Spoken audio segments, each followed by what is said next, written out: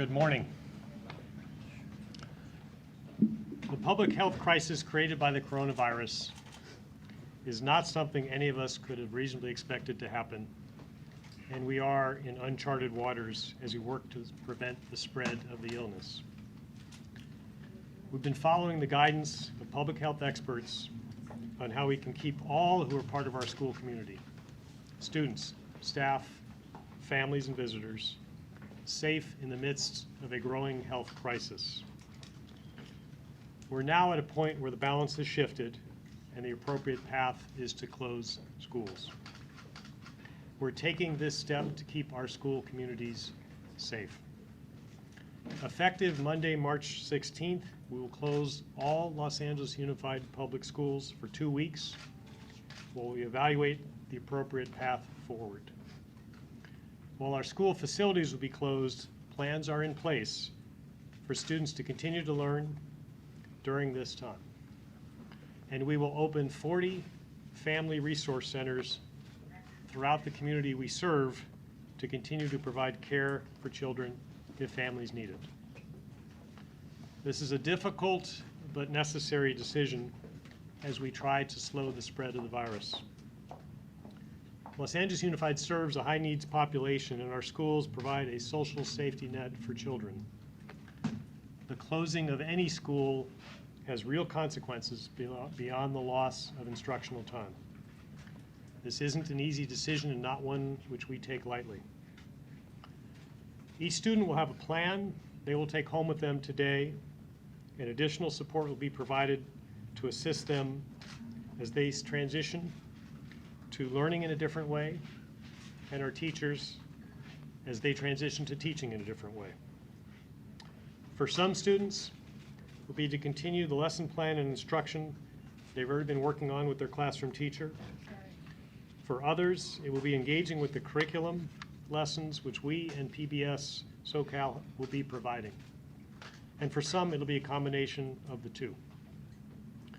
While our special education centers will also close, students and families will continue to have access to services from the regional centers they currently rely on. Our family resource centers will be open on Wednesday, March 18th, and will be staffed weekdays from 6 a.m. to 6 p.m. with trained professionals. Children will be able to have a warm meal, engage with their peers, and pursue their different studies, and they'll be safe. We're developing a family resource guide that we'll provide to all of our families before Monday to help answer any questions they might have. At this moment, I want to extend a heartfelt thanks to all of our staff who are working tirelessly to help our students and planning for them to remain connected to the school community. We know the adults on a school campus are an important part of any student's life, and we're going to do our best to try and maintain that connection. All of our employees should rest assured they'll be paid during this time, even if they are not directly involved in providing services to students. And to our families, we thank you for your patience and trust as we work together to maintain some sense of normalcy in these difficult times. These next 2 weeks will be difficult, and we are not certain what lies ahead after that. You have my unwavering commitment to do all that we can to help you and your children. We'll do our best to keep you informed, as facts and circumstances may change quite quickly. So we encourage you to stay informed. Check our website, lausd.net, regularly. I will post updates on my Twitter at Austin LA Schools, or you may call the following phone hotlines. For families, 213-443-100. For employees, 213-241-2700. We thank you for your support. I want to comment on what this has shown. When we enter a situation as a country, as a city, where we have to choose between two unacceptable alternatives, which is choosing either to keep schools open in a dangerous situation or close schools and fear for the lack of a social safety net, that schools end up having to provide too much. That's two unacceptable alternatives. What it shows is that this country, this city, this county does not have the social safety net needed. And we don't have the practices in place and the structures in place to support young people or workers, working parents, in the way that we need to. That's what this shows. We can use this as an opportunity to continue to educate and continue to make sure that the school district is moving forward together, as we're going to do. We can also use it as an opportunity to build things for the common good, starting with the state and federal government pressuring employers across the country to not fire any workers. We have hotel workers who are the parents of our students who are facing being fired because of lack of business at hotels or whatever the case may be. The federal government, the state government has a role to play in pressuring employers to make sure that doesn't happen. Those parents are crucial to our students.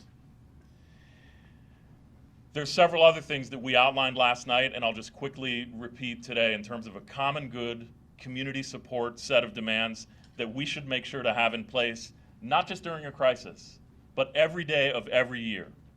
Number one, we need to make sure that we have clear protocols of how to remain safe from the virus at home.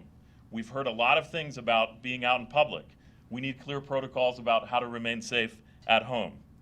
Two, the county, the city, the state, all other partners, the federal government should make sure to provide 15 additional sick days to all workers in Los Angeles County, within LAUSD, outside of LAUSD. That is consistent with the 14-day quarantine. Third, there should be a weekly disaster stipend for working parents so that they can be at home, out of the public, and be with their kids. Fourth, free testing, period, end of story, on coronavirus.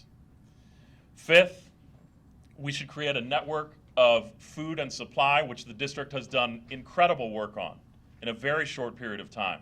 But the district can't do this alone. Too often we hear about the school's not doing this, the school's not doing that. And it's because we put all of the pressure of poverty, of inequality, of racism, of lack of supplies, we put all that pressure on schools. The district needs help. So food and supply networks, yes, we've got them, but the city and county and others should be stepping up as well. We need free and reliable broadband access and electronic devices for all students. The district, again, doing a notable job on trying to make sure this happens, but we need help. Next, debt forgiveness. There should be no evictions. The city government should play a role in this, county, state, federal. No evictions during this period. There should be suspended rent and mortgage payments, and debt forgiveness. If we really believe what we say every day, which is that home life matters for students and education, then let's get real with it with real policies and not make families go into debt or get evicted during this crisis. That helps students. And that should be for all workers. I'm not just talking about LAUSD workers, all workers. Next, there should be no penalizing of schools for attendance or missed standardized testing. We should make sure to identify and support not just all homeless students, but all homeless people in Los Angeles during this crisis. Again, the district is doing remarkable work with homeless students on this, but we need the help of the city and the county. And finally, we should make sure, as has been mentioned, that our students with disabilities are given all the support needed during this crisis over and above. We look forward to, over the next couple of weeks, thinking about A, getting through this crisis, and we will. But second, making sure that schools that are returned to are clean. And third, making sure that schools that are returned to have good, solid, educator-led instruction, right? Online learning is always going to be an option, but educators and the human touch at schools is the foundation of public schools and of our society. So in closing, I look forward to collaborating with the district.